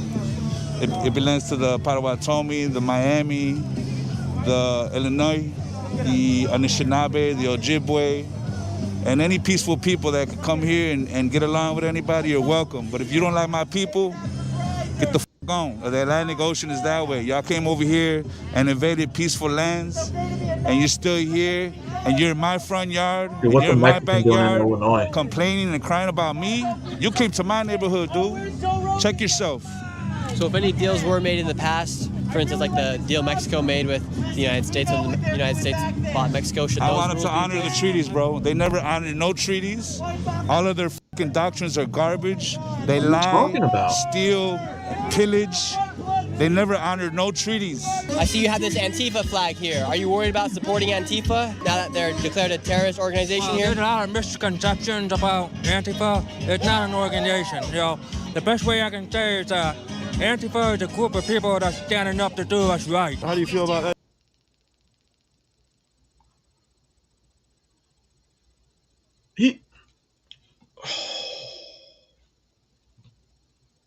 I'm gonna come out and say it. Because fuck you if you want me to myself. He legit sounds like, have you seen my baseball? Antifa, it's a thing. Yeah, I love this flag. I love lamp. A lot of misconceptions about Antifa. It's not an organization. You know, the best way I can say is Antifa is a group of people that's standing up to do what's right. How do you feel about ICE? I support the deportation of illegal migrants, but Who's illegal? I would say anyone who came over the border illegally. Yeah, but what does that even mean? If you had an illegal asylum claim and now you're in jail or deported, what is legal? That changes at any moment. You could be considered illegal. I couldn't. How not? Because I was born here. How can you prove that? I have a birth certificate. What if you lose that? If I lose it, then I'll get another one. Get another one. What if they don't give you one? They will. And what if you are deemed illegal? They like money. If I were deemed illegal, well, it wouldn't really happen because I was born How here. could that not? Why? Because I was born here. How is anyone going to believe that Give if they them a decide that Social you're Security illegal? There's a lot of evidence that I was born here, so I'm not too worried about that. But the deportation of someone who came over the border illegally, and that's a criminal, I do support. Who's a criminal? After being at this protest, I went and met up with ICE to see how a deportation works and go along with a ride-along. Okay, sounds good. Wow. That's with all the time? So now I'm going in. I wonder if Cam's over there, probably. So now we're gonna go show you guys another inside look as to what's going on. I figured it'll be good for both sides to see what's happening. For them and for the people that are in support of what's going on. Now they're yelling at me for going inside the building, but all these white people are complaining about, is going to ICE show not, more and more what neighborhoods do they live transparency in? for both sides, regardless whether you support ICE or don't support ICE. Now I have to go meet with some federal law enforcement to talk about the ICE ride-along. But before I go on the ride-along, I want to tell you guys about the sponsor of this video, Opus Clip. What used to just be an AI clipper has now become the most powerful legal here, and now he's going to be deported. Just started to get into content or you want to get into it, I promise Opus will be a game changer. Now, let's go hit the streets with ICE. Right here, they have a Russian man that they found this morning as they're going out. Was found to be illegal here, and now he's going to be deported. They're chaining him up. He doesn't and then look around to me. transportation will come and get him in just a moment. And he was from Russia? He is from Russia, correct. He doesn't Been look here how long Hispanic. He's been here about 2 years or so. That's weird. I would not think the first people we were going to find today was going to be a Russian. Oh, you know what? They come Are in they all colors. protecting him? And Vladimir's going to go take him back. Probably will. All right, what neighborhood are we in now? This is in Elgin. There's a complex called the Marbury Apartments over here. In our immigration databases, there are a lot of people who are wanted by ICE in this location. And it's difficult to infiltrate this neighborhood just due to the fact that there's a lot of folks, as I said, who's wanted. But at the same time, they have scouts. They have people on the lookout for any type of vehicles that might be associated with ICE. And obviously, some of our vehicles, some are tenants, some are not tenants. So we had to come up with creative ways to try to infiltrate what I call the hornet's nest. Out of all the places you've been to while you get these deportations have been going on, how would you say Chicago is as far as it being harder to go through and find these people with? How many people are putting out notices of ICE in the areas? I think it's hard. Both Chicago, since sanctuary cities or sanctuary states and cities, such as California and Chicago. It ranks, they're sort of neck and neck, but I'll just give the edge to Chicago, just due to the fact that we're dealing with the threat levels of the gangs and just the bounties that's wanted, and just the threat level of now people are putting Apple tags and government rides. So you makes it sound like there's massive amounts that live right there in Chicago, and obviously they're protected. But I'm really curious why, and this is funny, I've seen black people saying they're not going to support these ICE protests because the white people are doing it. And while the white people and Hispanics, they didn't help them, support them during BLM. So why are they going to support the Hispanics now? So people are putting like Apple tags on your guys' vehicles. Yes, sir. Yes, sir. And how much are some of these bounties they're putting out for you guys? There was a bounty for the BP officer, Greg, who was overseeing the BP operation. Yeah. Somebody sent me this. I think it was you. Like 10,000. Sent me a video for this guy. And is that to kill you guys or just to get you guys hostage? Both. I think one was 10,000, the other one was 2,000. So just the threat level, I think, in Chicago is a little bit worse than that when it comes to like Los Angeles. Now ask yourself, who pays those bounties? Who's offering these $10,000 bounties on ICE agents' heads? Remember they said they have to track the money? Where's it coming from?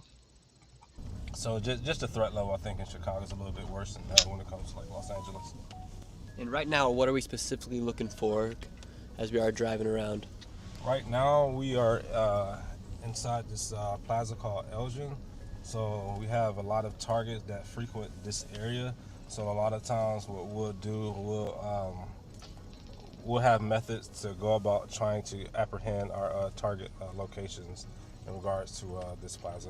And here inside Chicago, they have set up Instagram pages and Facebook pages letting people know inside the communities that ICE is there, making it harder for ICE to do their jobs. And ICE had a targeted subject outside of this grocery store, and while we were waiting for him to leave the grocery store, we were surrounded by a group of vehicles from one of these groups who eventually started protesting inside of the parking lot. You can hear vague honking in the background, as that's a sign in one of their tactics to let everybody know around the parking plaza, around the plaza, and in the grocery store that ICE is out. Look, right now, here you have some of these locals, these protesters there, trying to make it known that we are in the ICE vehicle. They even have kids holding out signs. They have the Mexican flags outside the windows, and they have kids holding signs back there. In a way, these guys are hindering a law enforcement investigation. Is this something somebody could be arrested for? We're still waiting for guidance to come down in regards to this type of activity. So hopefully we'll know more here in the future as this type of activity keep on going on across the country. And while we were waiting, other ICE agents had identified a vehicle with 5 illegal migrants, and watch what happened when they go to try and make the arrest. All right, go ahead. We'll take it down. Come on, let's take it down.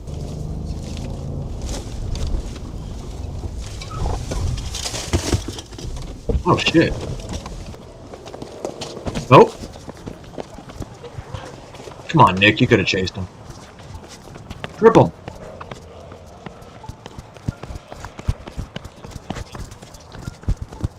He's done. He's done.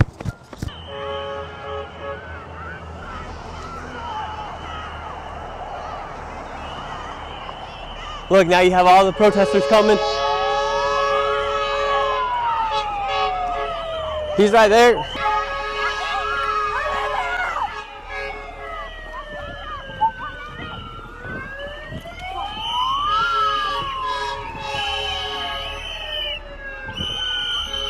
Get the f out!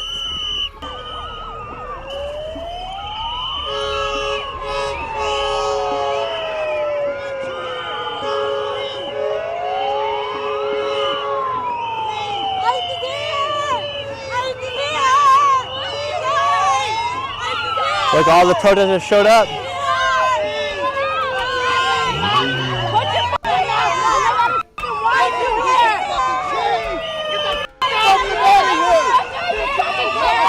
Dude, all these people are protesting. Do they really not have jobs?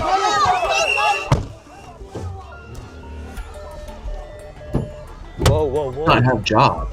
Jeez.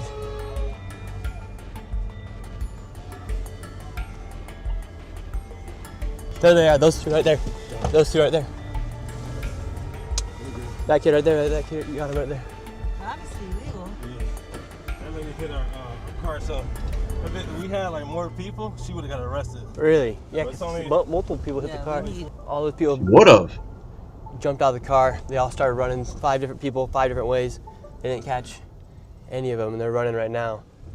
And right now, we got a bunch of people following us. We didn't get the guys, but we did get their car keys. Yes, sir. That's what we did get. So they won't be able to get back in their car.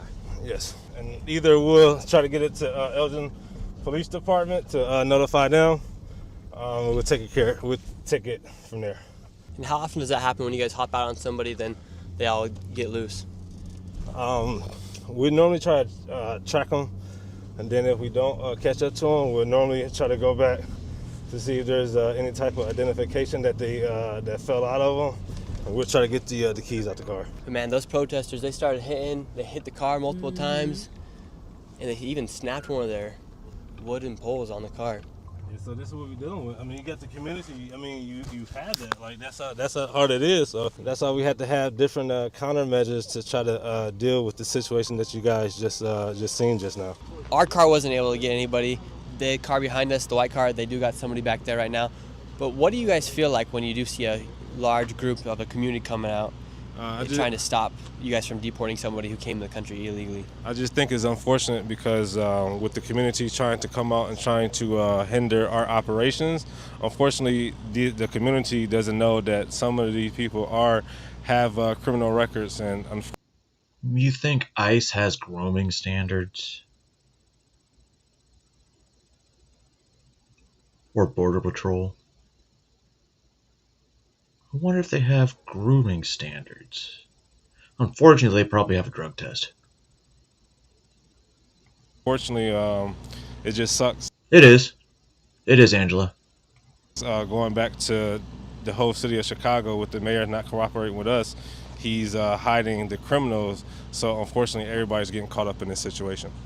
And because are you guys just going after anybody and everybody, or for instance, that car that we had, the red car, who was in that car? It was a targeted enforcement. We did our homework in regard to the subject. He was wanted.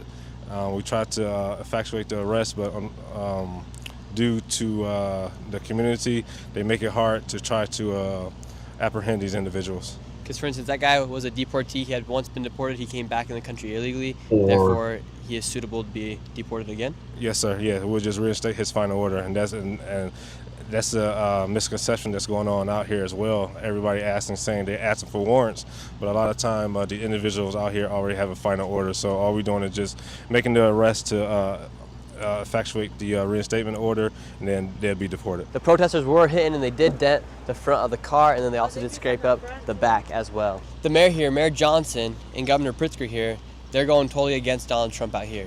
And what does that do to you guys? Unfortunately, it makes our job even harder.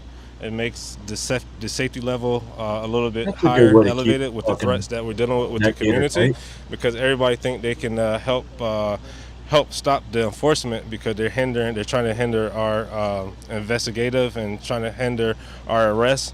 But it's still not stopping. It's just another element to the situation where we have to fight the community as well. So, so the mayor's saying you guys are putting their lives at risk, but meanwhile, by him doing that, they're also putting your guys' life at risk. Yeah, absolutely, and not only our lives at risk, but it's just putting the general public at risk as well. Once again, since the mayor don't want to cooperate with ICE. He's hiding the people who have criminal records. Unfortunately, with his actions, it's helping them hide in the community. So therefore, it makes our job even harder because he's hindering that part in regard to us trying to track these individuals. And so it just add another layer with the community and add another layer trying to apprehend the criminals as well. And now they're putting bounties on people like you.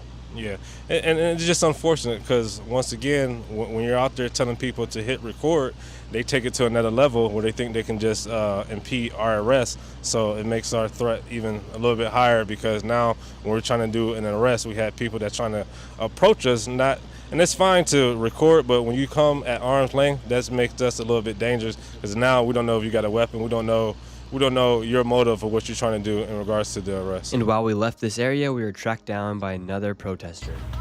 There's a lot of criminals that you're trying to protect too. Okay, but y'all are ripping innocent people out the car. Record me. I don't give a f. What up? Why you gotta cuss? Hey, how about? He recorded me. Hey, how about you talk to your mayor? Hey, if you talk to your mayor, then things will be a little bit different. Our governor don't want you guys here. Never mind our mayor. It's our governor. Okay, he's protecting the criminals. I can look at whoever I want to look at. Hey, y'all can't even show your whole faces. Y'all got masks on, but want to talk to me. Y'all are mad scary. Can't show your name, nothing of your identity, but want to be. But you're still yelling at him. Well, if you talk to your governor instead of protecting the criminals, then everything, all this madness. They're not all criminals. You guys raided houses in Chicago, pulling out American citizens, traumatizing children who are citizens of the United States. How is that you're clueless. All right, we're gonna go make an arrest right now. They have a guy right here. Here we go. This guy is here illegal, and they've already detained him. This was a much easier detain right here.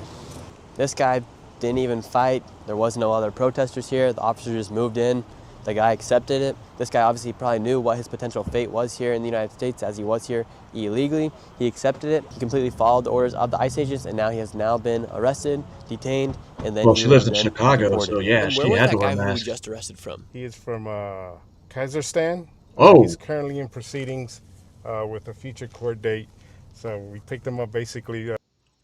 So the two people that are arrested are from Russia.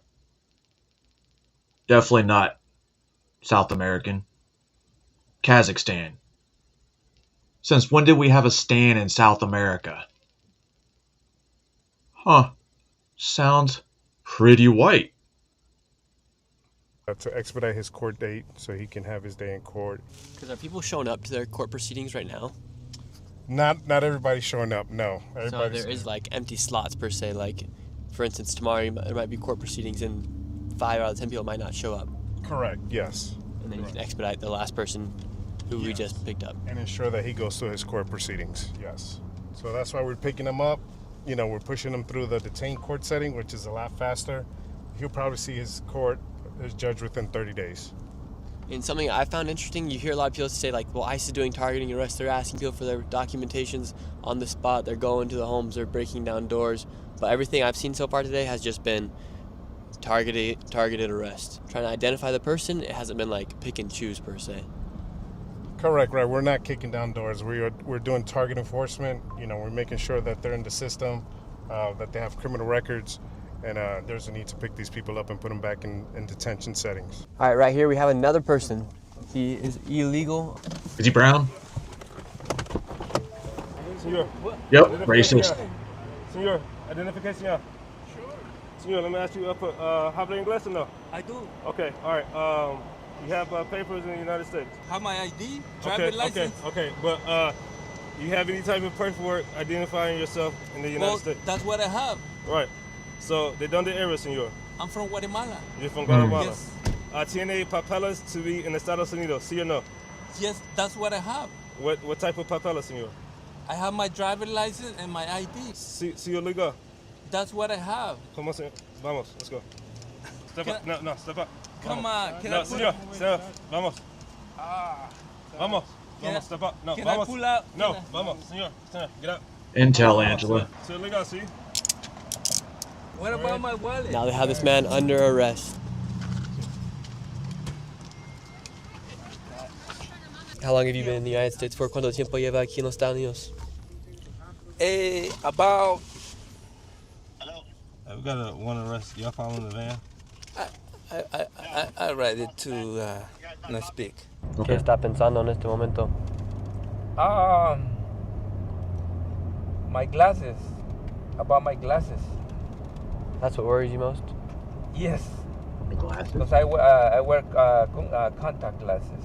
Are you worried about being deported now? I have right to remain silent. You do have the right to remain silent. You're here illegally right now, ¿verdad?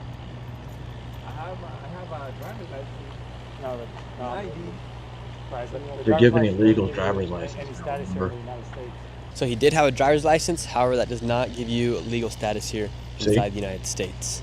So why did you detain him, and why did you make the arrest on him? Because you were asking for his papers. He said, I had my ID, driver license. What does that mean? So he became targeted. We was doing research in regards to our databases, targeted information. So we had ran across Abraham. He was driving a vehicle. So we did our checks. In regard to our checks, we found out that he was legal in the country. We run our databases. He had certain benefits going on, but that didn't preclude him from removal. Even if you do have a driver license, that does not make you legal here? No, not at all. So my approach, I approached the driver door. I wanted to see if he was going to admit to him being illegally here in the country. So I asked him if he had any type of paperwork in the country. He provided me a state license, and that state license does not allow him to have legal status inside the United States in Chicago, Illinois. After this, will he be deported then, this guy? For him, he's going to be called what we call an EWI, so therefore he'll be put in an NTA proceeding, 240 proceeding, and he'll be able to see a federal judge. So, or not an immigration judge, sorry about that. So an immigration judge will then decide whether or not he stays or goes. Yes, sir. So with these deportations, it's complicated because this guy right here, he had an ID, but that does not make him legal here in the United States. He came over here illegally. He's from Guatemala. He told one of the officers over here. The officer just said he'll have the right to go before a judge, and a judge, immigration court, will decide what happens with him after this. And another thing to think about with these deportations, the reason why these are happening is because of what happened underneath the 4 years underneath the Biden administration, where over 10 million people were able to come into the country unvetted, and now you have to see extreme measures being taken here in the streets of places like Chicago and other places in the United States because of the mass amount of people that came in. That's why they're having mass deportations now, because of the mass amount of people that came into the country illegally. So if the problem wasn't first started, you wouldn't have this problem today. And now you can see underneath Donald Trump, the Trump administration, the border crossings are down to nearly zero. So it was a problem that could have been solved, but it never stopped it. And now you have mass deportations. You had a mass immigration, now you have mass deportations here in the United States. Now he's in transportation to the ICE Detention Facility Center, and an immigration judge will determine what happens with his future here in the United States. After I had finished my ride along, I checked my phone and it was blown up full of death threats from people from inside of these communities. And they had also posted my face all over these Facebook pages saying that I was some insider working for ICE, when in reality, I'm just a journalist who did a ride along with ICE to show more transparency and to show people what's actually happening with these ICE deportations. And then later that night, I went to the ICE facility to see what was happening as more protests took place. So right now you have Cook County Sheriff Office out here. They've created a line outside of this building, and you have all the protesters here. You see signs like Abolish ICE, United We Stand, Afuera. It's a little wild out here right now. You have a lot of people. Can't stand it. Right now they get mad at this guy because he has a speaker out, and they do have a curfew at 6 p.m. They cannot be protesting here on the street. They're saying this is an unlawful assembly right now, and they're telling everybody they need to disperse. This is actually the state Illinois police. Right now you have people yelling at ICE. My Mexican father has more balls than all of ICE put together. And right here you have a line of Antifa, all in black bloc. Looks like they're going to be making a resistance line right here.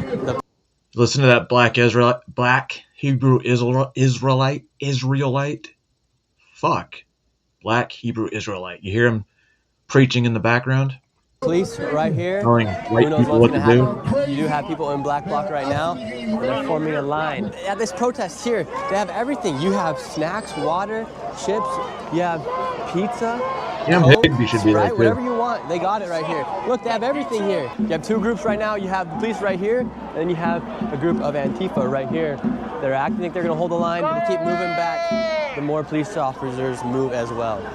This is an unlawful assembly. You will be arrested this first day. Yeah. Antifa. Because Cam's up here somewhere in the back. If you follow his X page, you can see a lot of this stuff. He'll post it right after it happens. Or you can watch it live on his YouTube. Still holding a line right here. Until 6 p.m. All right, Antifa has decided to hold the line right here. And now people are throwing stuff. right, Yeah, because this is a different view. All right, there you go. Get back! Back it up, back up.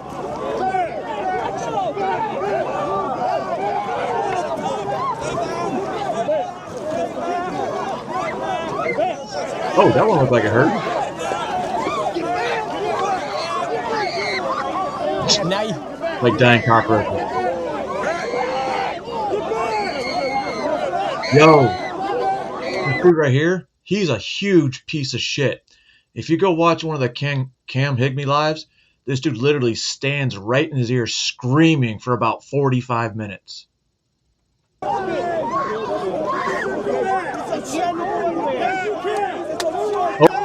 People are starting to throw stuff. People are crying. The police are not holding back. Now that you have the last line, There's Cam, right there. that had got arrested, you have a new line that stepped up, and then you have the Illinois State Police right here. Who knows what will happen? All hell's going to break loose. What makes you want to stand here in the front line? Because these are our brothers and sisters. These are our family, our community. We're all part of humanity. And it's a tragedy what's happening. And if we don't... So if they're a family, lady, I got a question. If they're family, do you let them come in your house and hang out? Because your family. Can I come in your house and hang out? Because we're family. Fix this now. We will not be able to fix it. Are you not worried about the police arresting you here? It's my duty to be out here. If we don't fix it now, it won't be fixed for your generation. It won't be fixed for your children's generation. It's going to take us decades to bring justice around. Sir, what do you think about this protest here? I think it's pretty stupid. And why do you think it's stupid? Well, because the law enforcement is out here trying to defend our country by getting the migrants out. And what's happening is you got a bunch of people who have been ill-informed or have basically drank the Kool-Aid that are doing things that they think are right but are actually very wrong. What do you think about the police officers moving these protesters like after not 6 just p.m.? because he's I believe that they have whatever mandate and orders that they have, and I believe that the public should follow them. I don't think that there is going to be an issue with people peacefully protesting or speaking their mind. But when you start to ignore the orders of police officers, it becomes a problem. And why do you think here in America people think they can just push the police and get away with it? Because for so long there's been nothing done about it. They just do it, and then the next guy does it and does it and does it, and like nobody goes to jail, no one gets arrested. And now people are starting to realize that if you touch the police and you break the law, you're going to go to jail. This administration is not playing around. These are federal workers and state workers. They need to be protected just like everybody else needs to be protected. So if you're going to come down here and assault these police officers and assault federal officers, what are you going to do to regular citizens? That means you have no moral compass. And if you don't have a moral compass, it's a problem. Everyone's chanting right now, the people united will not be defeated. Now the police are moving up, and now something's about to break out. Oh. Now you actually have the police chanting. Trust me, the local news doesn't make it look very good for the police officers. They don't. Move back. There's that. Hey, there, get that agitator bitch. Yes, sir. Yes, sir. Yes, sir. Yes, sir. Oh, see, Nick got dubbed.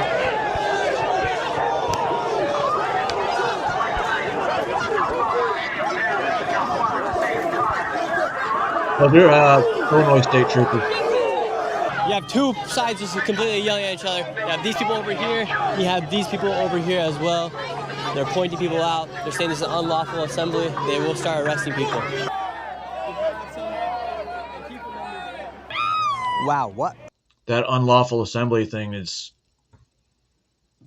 kind of works in Chicago, but then again, maybe in Portland. But Portland's been kind of dead lately. Almost like the novelty wore off, and now you just have those faggots dancing around in those inflatable costumes. Like, shit gets... Maybe I put it on yesterday, because I don't think anyone was live, and I was trying to play a game. So obviously I put it here in the music in the background. You turn around, and you see these fucking faggots in those little bouncy costumes jumping up and down. Maybe if they weren't, Maybe if those fat trans Tifa people go out there and pretend they're one of those inflatable fucking bouncy downs and they bouncy down for a few hours, maybe they might lose a little weight. Or maybe it might cause an earthquake and, you know, Portland goes off into the sea with Los Angeles. Because, you know, there's a movie where an earthquake took off Los Angeles completely from the United States, became its own prison almost. And then they got the president's daughter with secrets, launch codes that could take out lasers. No way. I'm gonna have to go watch that movie again and again. Because now that I think about it, launch codes, lasers, taking out electric grids. Motherfucker. Kurt Russell, knew you were the man. Woo! Anyway, ladies and gentlemen, boys and girls, and children that are allowed to be here. Because if you're on YouTube and you're a kid, you should technically be under your kid's account.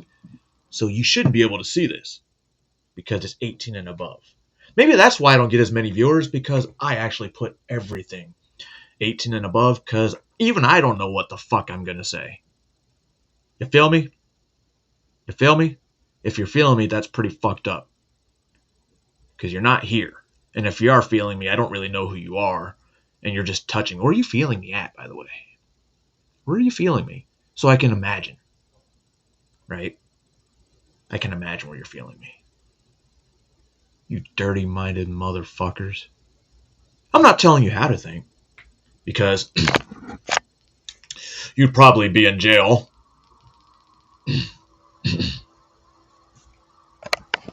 But I am telling you to think. And as of now, I don't really know what's going to play next. I haven't watched anything yet for today. So I will be getting deep into that. And then we'll go from there.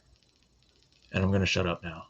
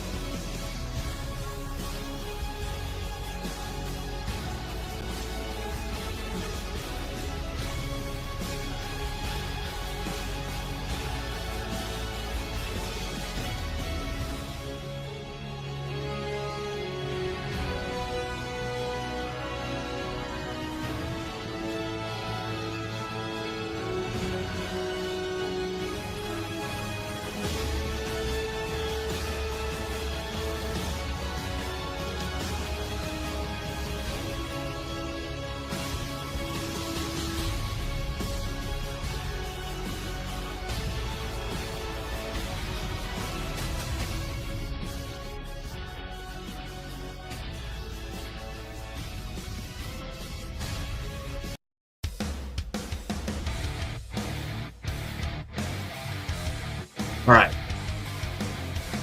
What are y'all still doing? Crazy. You guys want an encore or something? It's kind of hard to do an encore when I don't even know what's going on right now.